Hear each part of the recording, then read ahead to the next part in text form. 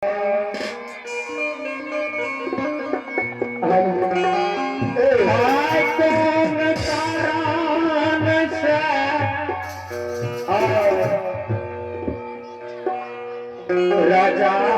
के बुलावा टकल हो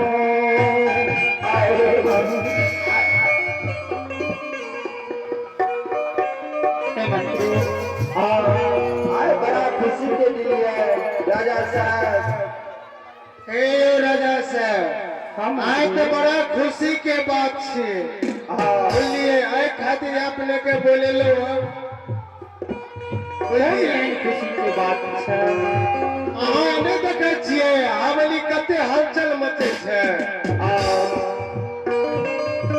रानी साहब के अपना रानी जी के बोलिए एकटा की भगवान ताकल करते कि एकटा ने 5 पूत अवतार ले ले।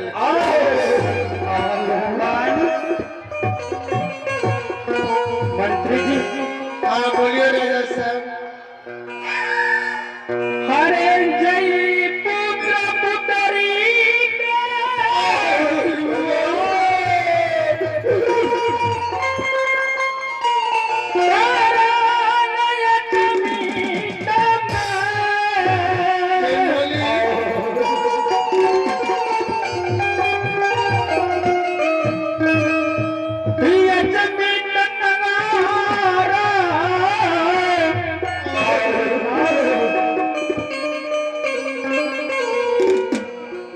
लाइट रहे ना।